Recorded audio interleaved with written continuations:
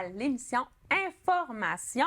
Aujourd'hui, on reçoit Andréane Moreau-Barry qui vient nous parler du réseau des groupes de femmes Chaudière-Appalaches. Bonjour Andréane. Bonjour Véronique. Comment ça va?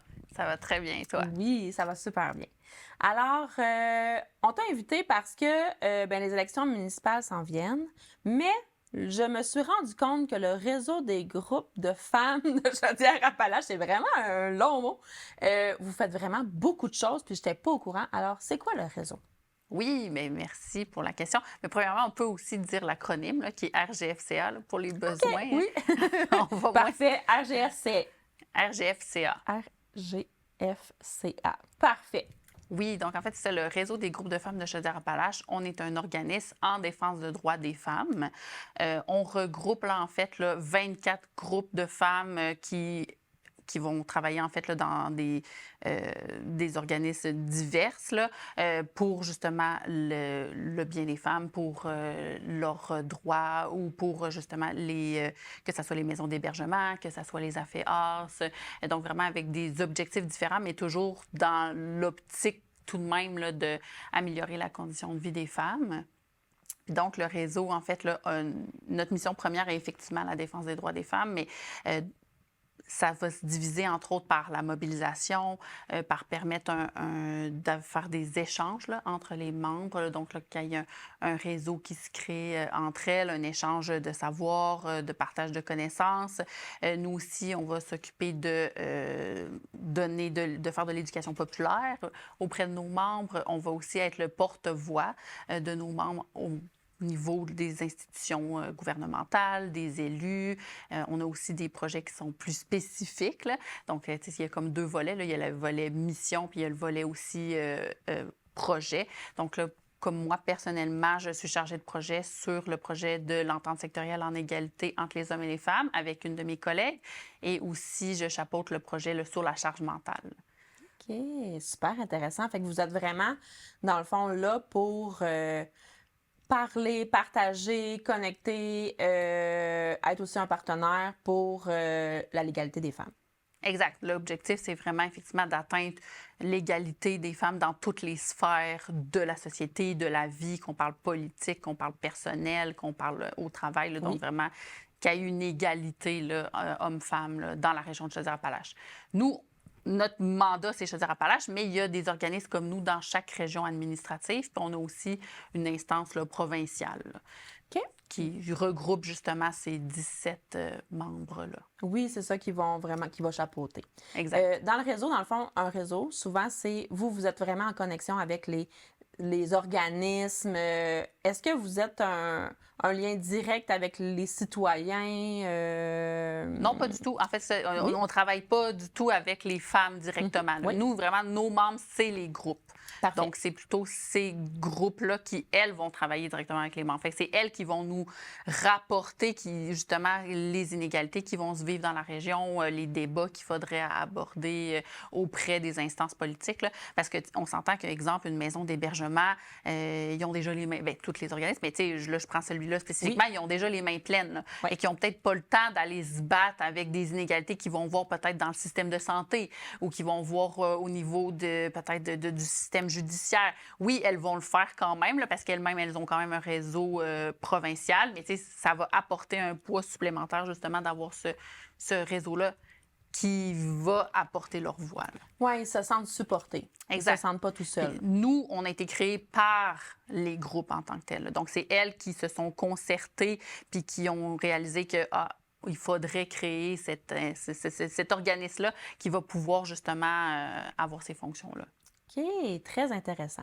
Et là, on avait envie un peu de parler du parcours de la candidate, parce que il y a des élections municipales qui s'en viennent.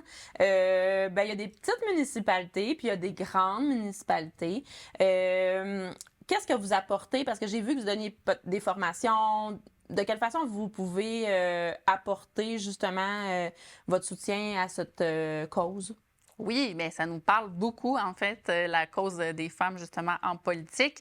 Puis, effectivement, il y a beaucoup de petites municipalités, comme tu as mentionné. Il y a 136 municipalités dans Chaudière-Appalaches. Là, si on compte que la majorité ont 7 conseillers, conseillères municipales et un maire-mairesse, là, bien, en fait, 7 en tout, 6 conseillères et un maire-mairesse, ça fait beaucoup d'élus potentiels là, aux prochaines élections.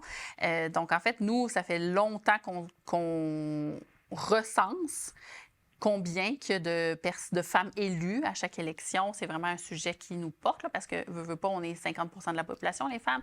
Puis en Chaudière-Appalaches, malheureusement, on représente seulement 30 des élus. On est la région administrative avec le moins d'élus femmes au Québec. Puis quand on parle de mairesse, on est seulement à 14 Ouais. Puis ça stagne. Là. En 2000, ça, c'était 2021, mais 2017, on était à 28 là. Donc, ça reste quand même... Là, J'aurais pensé que ça l'aurait... Pour vrai, ça j'aurais l'a pensé augmenté que de ça 2 l'aurait... On peut voir ça comme un petit point positif, mais c'est quand même mec. Puis on a passé de l'avant-dernière position au niveau régional, puis là, on est la dernière région avec le... oui, puis pourtant, c'est l'Abitibi-Témiscamingue qui sont vraiment d'avance là, face à nous. Là. Fait que c'est pas nécessairement juste un fait qu'on est peut-être plus rural ou qu'on a moins, on n'est pas Québec ou Montréal. Là, je comprends qu'on a des réalités qui sont propres à nous, mais c'est même, on peut pas justifier ça nécessairement. Il y a aussi d'autres endroits qui sont plus éloignés. Exact. Que eux, ils réussissent, qui ont un beau pourcentage de femmes qui s'impliquent dans leur communauté municipalité. Exact. Puis, là, j'allais poser la question, est-ce que ça s'est amélioré, mais pas tant? Est-ce que vous savez un peu, c'est quoi les raisons? Pourquoi la femme, a plus de difficultés, mettons, à se présenter ou qu'elle est moins présente? Il y a beaucoup de freins, c'est sûr. Il y a déjà en soi, il y a beaucoup de femmes qui vont avoir la crainte d'échouer les élections.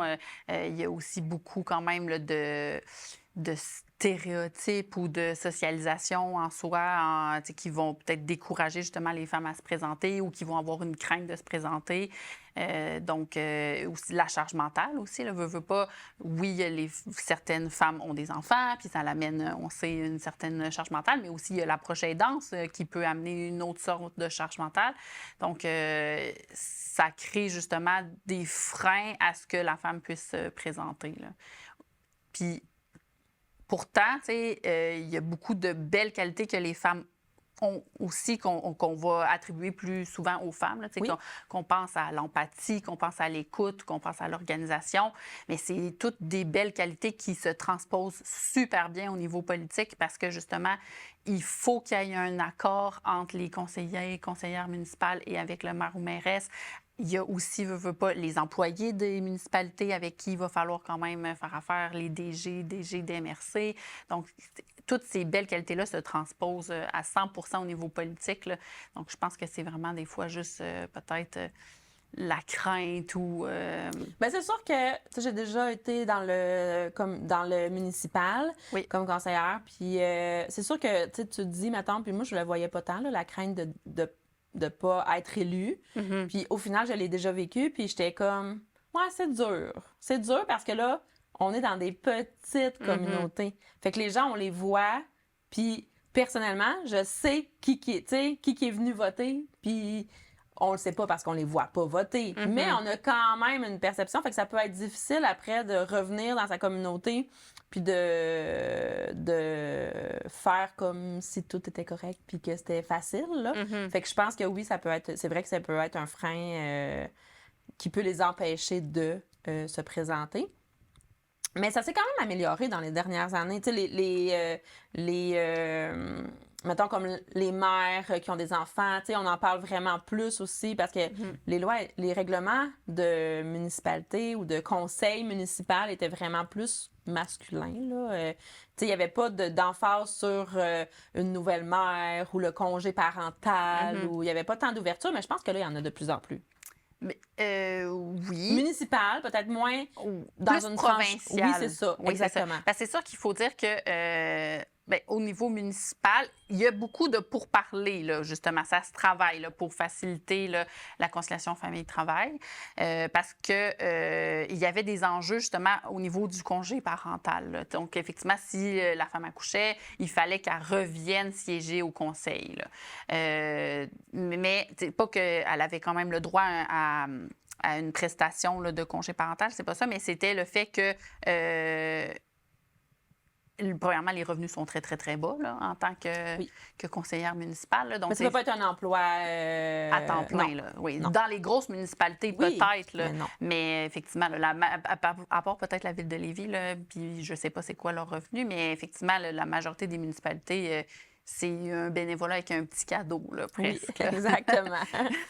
C'est pas tout à fait du bénévolat parce qu'il y a quand même un montant, mais, c'est très, très minime. Là. Pour le nombre d'heures demandées là, oui. on ne compte pas à l'heure. Là. Exact, oui, parce qu'effectivement, ça ferait peut-être de la peine de compter. Oui, de compter, exact. Mais oui, effectivement, mais je sais qu'il y a des pourparlers auprès de la Fédération des municipalités du Québec de permettre là, que les conseils municipaux se fassent même en visioconférence là, pour faciliter justement là, les congés parentaux. Mais même comme je viens de mentionner plus tôt, l'approche aidance, là, éventuellement aussi, ça va peut-être amener des enjeux là, de plus en plus. On sait que les gens, ils veulent vieillir chez eux, mais donc ça fait en sorte aussi qu'il faut quand même que quelqu'un s'occupe d'eux. Puis la population est vieillissante. D'autant plus dans Chaudière-Appalaches, on a quand même une région qui est plus vieillissante que d'autres régions. Là. Fait qu'effectivement, que ça va être des questions qu'il va falloir se poser puis faciliter. Là. Tout à fait. Mais aussi, ce que tu avais mentionné, la peur de l'échec, bien, c'est vrai qu'effectivement, personne aime échouer, on s'entend. Mais en plus, de la manière que les femmes sont socialisées, on est généralement socialisées pour bien se tenir. Donc, on n'est pas tout à fait exposé à des situations où est-ce qu'on va vivre l'échec. Où est-ce qu'on va être calme, où est-ce qu'on va être justement bien mise. C'est sûr que là, je tombe quand même dans une extrême là, d'une certaine socialisation, mais tout de même, ça se reflète encore là, sur les valeurs qui peuvent être transmises par la société. Là. Donc, pour une femme, peut-être que ça va être la première fois qu'elle va vivre un gros échec. Puis, effectivement, dans une petite municipalité, ça peut être plus difficile à vivre, mais je pense qu'il y a quand même beaucoup à apprendre. Ah, définitivement. J'ai juste un beau parcours, là. Pour vrai, même si, oui, il y a eu un échec au travers de tout ça, mais, en même temps, il y a tellement eu de beau après, puis la communauté était là quand même, là. Mm-hmm. Les gens qui soutenaient, ben ils étaient là après aussi, puis ça a amené d'autres aussi contrats ou d'autres offres, ou ça démontre aussi un beau leadership. Mm-hmm. De juste se présenter, c'est quand même quelque chose de... Même si on est en petite municipalité, là, ça amène quand même un leadership, puis de démontrer notre vision, notre mission, ça amène vraiment une belle réflexion. Mm-hmm. Puis celles qui m'ont mentionné justement qu'elles avaient vécu même des échecs dans leurs élections, ça ne les a pas empêchées plus tard de se représenter.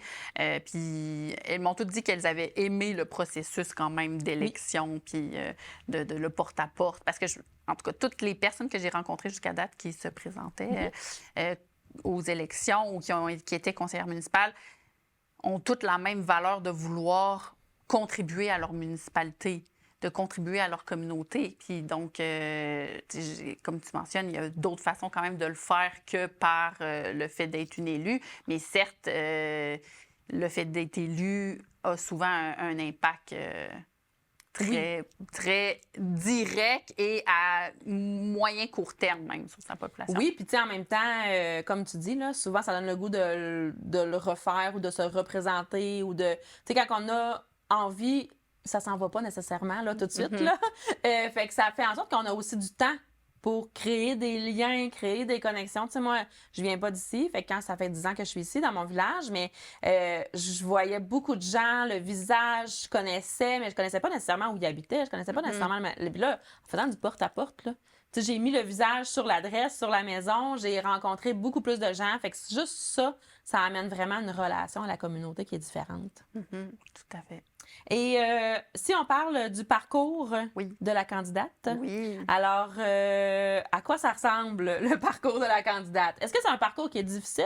Est-ce que c'est, tu sais, il y a beaucoup d'étapes? Mais c'est le même parcours pour toutes Ouais. en soi, là, Oui. que tous et toutes. Mais c'est sûr que là, dans celui-ci, on vient défaire en fait certains mythes. Tu sais, qu'on pense justement peut-être à ce qu'il faut être quelqu'un qui est extraverti peut-être pour se présenter aux élections, ou qu'il faut avoir peut-être un certain cursus scolaire ou un certain formation XY. Mais c'est complètement faux parce qu'effectivement, on veut des gens qui vont représenter la population avec ses besoins, avec justement ses enjeux. Donc, il faut des femmes de tous les milieux, avec toute scolarité, des hommes et des femmes, bien sûr. Là. Donc, tu sais, ça vient justement défaire les mythes que certaines peuvent avoir sur quel type de profil il faut justement pour faire de la politique. Mais c'est vraiment très complet. C'est un petit document là, de quand même une 80aine de Oui, c'est ça. pages. Il est vraiment. Oui. Oui. Je Mais l'avais certaines même pas vu. Je pense que j'avais jamais vu le document en soi. Là. Moi, quand je me suis OK. présentée, je me suis pas posé de questions. Fait que Bien, si je me suis certaines sont présentée, mais intéressées oui. à le regarder, il y en a à la MRC, justement, des êtres-humains, on l'a transmis, mais il est aussi disponible sur notre site Web. Là. OK, oui. Donc, c'est sûr que là, il est en version PDF. Là. Des fois, ça peut peut-être être plus fastidieux à consulter, là, 80 pages, mais oui, vraiment très, très complet. Puis, tu sais, si on va, là, toi, tu l'as dans les mains, là, mais Oui. à la page 67, on a justement tout le calendrier pour quand est-ce qu'on dépose sa candidature, quand est-ce que c'est les élections. Il y a aussi des informations sur, selon la grosseur de la municipalité, combien de signatures, effectivement, qu'il nous faut. Donc, c'est celles qui l'avaient déjà consulté puis qui se sont présentées m'ont dit que vraiment, elles s'en étaient servies. Là. Ça a vraiment de l'air très complet, là. Oui. Je pense que ça peut répondre à bien des questions.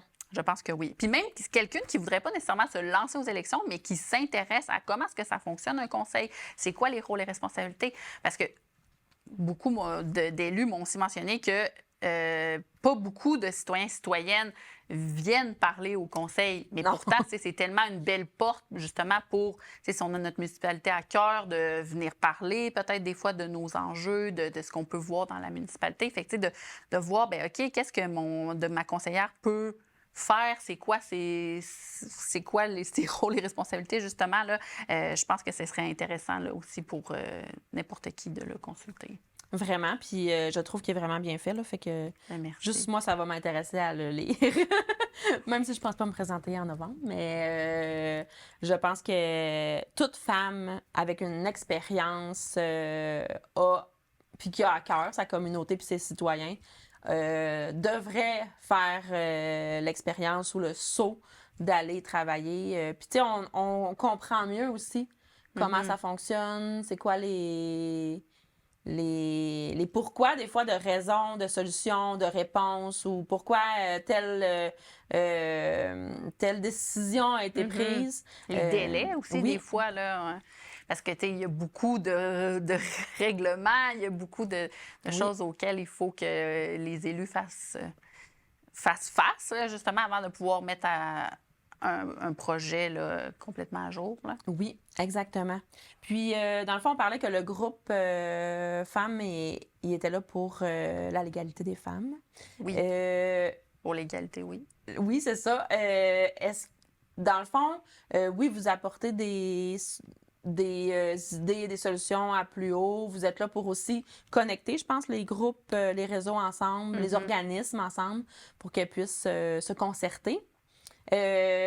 Vous voyez comment, tu sais, le pourcentage, mettons, là, de la légalité de la femme ou dans la Chaudière-Appalaches, c'est quoi, comment ça se passe, comment ça vit, cette légalité-là? Est-ce que c'est quelque chose qui est très difficile encore? Parce que, tu sais, souvent, des fois, on a la perception qu'en région, on n'est pas au même niveau, mettons, que les grandes villes. Fait que comment vous le voyez, le centre, le groupe,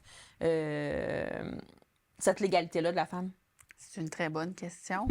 Ben, tu sais, en soi, on voit que dans Chaudière-Appalaches, il reste encore des inégalités, mais comme dans tout le Québec au complet, là, c'est sûr que je vous dirais que le plus grand frein qu'on vit, c'est le mythe de l'égalité atteinte. Fait que, tu sais, on va avoir vraiment beaucoup de personnes qui vont justement, peut-être quand on va rencontrer des instances, là, justement, là, qui vont penser que c'est pas important, qu'on a atteint, que les familles l'ont percé, le fameux le plafond de verre, mais malheureusement, les chiffres nous donnent pas cette information-là. Là. Fait que, on voit que beaucoup de femmes, bien, parce que je peux pas comparer avec les autres régions, là, je connais ma région plus spécifiquement, là, mais on voit que beaucoup de femmes dans Chaudière-Appalaches sont plus éduquées que les hommes pour avoir un même salaire.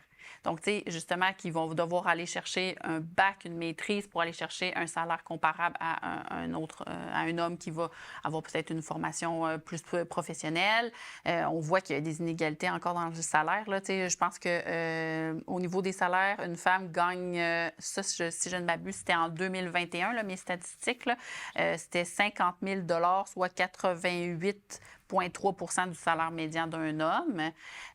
Puis une femme qui travaille, ça c'est à temps plein, puis une femme qui travaille à temps partiel, c'est 17 000, son salaire médian, soit 67,46 du salaire d'un homme qui travaille aussi à temps partiel. C'est énorme, la différence, là. Fait que, oui, on voit qu'il y a encore, bien sûr, des inégalités, mais on a quand même vraiment des beaux partenariats. Oui. Dans les projets qu'on a, on a justement l'entente sectorielle en égalité entre les hommes et les femmes, qu'on travaille avec les 9 MRC, la Ville de Lévis, on a le ministère des Affaires municipales et de l'Habitation, le secrétariat à la condition féminine, le CIS aussi de Chaudière-Appalaches qui en fait partie, les 4 centres de services scolaires, mais on a aussi d'autres projets, là, comme on a le plan santé, action, bien-être des femmes on travaille aussi avec le CIS. On voit quand même qu'il y a beaucoup de beaux partenariats qui se font. Puis on voit que Chaudière-Appalaches, c'est quand même quelque chose qui ont à cœur, là, que la région veut travailler. Puis donc, on a quand même un bel espoir. C'est sûr que avec ce qui se passe avec nos voisins du Sud, bien, des fois, on a peut-être des retours. Des retours, là, comme on dit, les États-Unis atchoum, puis le Canada attrape la grippe. Là. Donc, effectivement, qu'il y a quand même, on voit certains mouvements masculinistes qui montent, mais je pense qu'en même temps, ça nous permet de encore plus se concerter, puis encore plus se regrouper, puis encore plus, justement, se consolider, mobiliser pour, justement, se faire face là, à ce vent-là. C'est vraiment très intéressant. Toi, ton rôle, dans le fond, c'est, faut que tu me le redises exactement, qu'est-ce que tu fais dans le groupe? Oui, mais moi, je suis chargée de projet. Puis là, présentement, je chapeaute 2 dossiers, plus particulièrement. Là, donc, l'entente sectorielle que j'ai mentionnée et la charge mentale. Donc, en fait, c'est des projets qui sont... Parce que nous sommes financés à la mission, mais majoritairement par projet. Donc, là, c'est les projets que j'ai présentement. Donc, l'entente sectorielle, il y a beaucoup de choses qui va dans ce grand projet-là. Là. Donc, on a justement Femmes et politique municipale, mais on a aussi la place là, des femmes là, au niveau du sport. On a aussi la santé, justement, des femmes qui est plus globale, là, qui est amenée dans ce dossier-là. Mais si on parle de la charge mentale, bien, même chose. La charge mentale en soi, c'est... c'est tellement grand. C'est tellement vaste, là. Mais on a des choses qui vont sortir incessamment. Là, fait que je ne veux pas brûler. Oui, c'est parfait. Mais vous travaillez très fort là-dessus. Oui, il y a des choses qui vont sortir sous peu. Là. Donc, on a vraiment on a eu un beau travail justement avec les groupes qui nous ont ramené de l'information. On a même travaillé avec des partenaires qui ne font pas nécessairement partie de nos membres. Là. On a travaillé avec des regroupements pour les personnes en situation de handicap, avec aussi la défense des droits des personnes assistées sociaux. Donc, on a vraiment pu aller chercher d'autres réalités même là, que les femmes vivent, là, que des fois, on avait moins d'informations. Oui. Puis de quelle façon on peut vous contacter? De quelle façon on peut vous rejoindre? Mais dans le fond, le citoyen ne vous contacte pas tant, mais eux, dans le fond, ils doivent contacter les organismes. Oui. Mais on peut quand même vous suivre. Vous avez une page Facebook. Oui, tout à fait. Un site Internet avec beaucoup d'informations. Je pense qu'il peut, justement, là, le parcours de la candidate. Exact. Oui, sur notre site Internet, on peut retrouver justement toutes les recherches qu'on fait. On fait beaucoup d'états de situation, de recherche. Il y a des ateliers aussi qui sont disponibles. C'est sûr qu'on peut aller chez nos groupes membres aussi. Des fois, on va retrouver même ces recherches-là. Les ateliers aussi se donnent. On a un balado aussi, super intéressant. Là, on va sortir incessamment, là, justement, un épisode avec Catherine Fournier, là, la mairesse de Longueuil, pour parler justement de la place des femmes en politique. Donc, tu sais, il y a 18 épisodes en tout. Là, ils ne sont pas encore tous sortis, mais c'est avec des sujets variés. On a leadership des femmes aînées, le travail invisible. Tu sais, vraiment, ça touche à plusieurs aspects. Puis en plus, chaque épisode est avec un groupe membre de Chaudière-Appalaches. Donc, on a cette réalité-là, terrain de notre milieu qui est apportée. Puis en même temps, on a aussi comme les données plus régionales ou statistiques. Là, fait que c'est vraiment super intéressant si jamais certaines veulent aller l'écouter. Oui, c'est ça. Ben oui, c'est très intéressant. J'en ai écouté quelques-uns, puis c'était vraiment très intéressant. C'est toujours quelque chose qu'on aime découvrir, en savoir davantage. Merci, Andréane, d'être venue nous parler. Merci à toi, Véronique. Ça me fait plaisir. Oui, vraiment, vraiment. Alors, si vous avez envie de vous présenter aux élections municipales, gênez-vous pas, vous pouvez aller voir sur leur site Internet, sur la page Facebook, le réseau des groupes de femmes de Chaudière-Appalaches. Puis, on se voit pour une prochaine fois. Bye!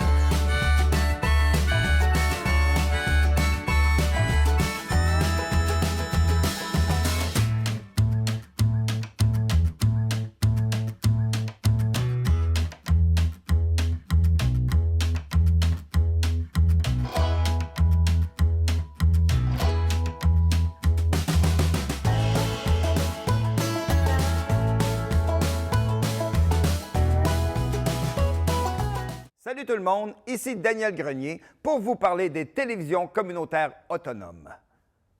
Pourquoi? Parce que c'est important et que, même sans l'aide d'un magicien, elles risquent de disparaître. Yeah! J'adore les jokes de magie. Je vais continuer. Yes! La première fois que j'ai fait une entrevue à la télévision, c'était à la télévision communautaire des Bois-Francs. Oui, moi et mon groupe d'humour, nous avions fait une entrevue et même 2 sketchs. Bon, là, j'entends des gens dire à la maison « Hey, montre-nous-en un bout, montre-nous-en un bout. » Ah, non. Bon, OK, un petit extrait.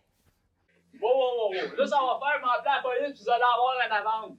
Il y en a qui apportent des peanuts aussi! Avec des bonnes pistachios! Grâce à cette expérience, j'ai appris que faire de l'humour devant personne, ça rit moins. 42 télévisions, situées dans 15 régions administratives du Québec. Elles parlent des enjeux locaux et